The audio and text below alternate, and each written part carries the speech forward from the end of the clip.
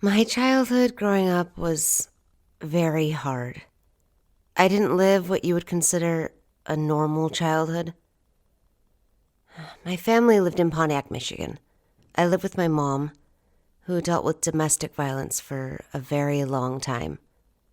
And it's put me in a position where I prefer to not deal with certain men. Not only was my stepdad physically abusive to my mom, he also sexually abused me and one of my sisters. He also attempted to rape a few of my cousins as well. Altogether, I have 4 siblings, 2 brothers and 2 sisters. Only 2 of the kids were his. He would wait for my mom to go to work and pull me close to him in the bed and touch me. All over me. At the time, I didn't understand what was happening and was scared to tell anyone. One time, I was sleeping on the bed with all my siblings, and he laid diagonally from me, but was close enough to where he kept sticking his hand in my underwear and touching me. It was always a weird feeling, and I was always so confused about why he did this to me and not my other sister that was his daughter. I was around 5 years old when this started, and it lasted until I was about 8 when my mom and siblings moved to Detroit to hide from him. However, he would eventually chase my mom and us back and forth between Michigan and Texas. As an adult, it has been tough mentally. I'm now being treated for PTSD and severe depression. Me and my sister have tried to learn how to live our lives and not relive these traumatic moments from our childhood.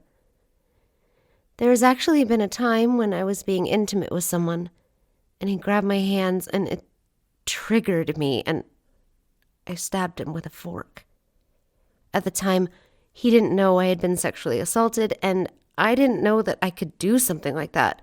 We were both surprised, and surprisingly, he wasn't mad and not hurt much either. I always felt nasty and tainted. Like, it was so disgusting that it took me a long time to come out of my shell. I developed a figure at an early age, so I always attracted creeps. All the boys in school would stare at me, and all the girls bullied me because they were jealous about the attention I was getting. It was an unwanted feeling, and I soon developed a depression that is with me till this day. I have attempted suicide twice. The first time it wasn't so much of an attempt. I just wanted to hurt myself and kept tapping my forearm with a hot iron. The second time was about 2 years ago. I took about 10 sleeping pills the doctor prescribed me because I wasn't sleeping well. I didn't wake up till the next afternoon, but I knew when I woke up that I needed help. I prolonged it for about a week and then walked into the emergency room where they admitted me and kept me for 2 weeks in a mental health ward, giving me the help I needed. I started loving myself more and embracing my body as a woman who has had 4 kids. I didn't like my body as much either, but I have learned to love my body more.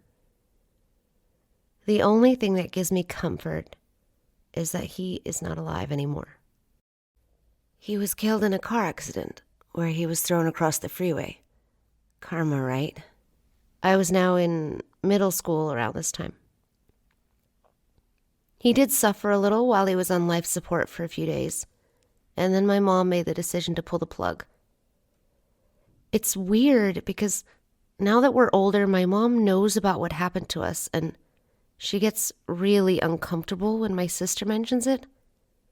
I don't bring it up at all, but my sister used to. My other 2 siblings that are his kids don't know to this day that he was a child molester. And I always felt that it was best I didn't say anything either. I don't want my sister to hate me because of it. I've started writing in this book. It's called a burn book. So you answer the questions, and then when you're done with the book, you burn it. I'm not quite finished, but eventually I will be burning it. I've grown to live life to the fullest now and make my kids' lives as fulfilling as possible. So, if I'm having a bad day, I never put that on them. I'm trying to make the best of our lives and move on from the childhood I had. I see that I'm getting stronger day by day, and with my children by my side, I will always be happy.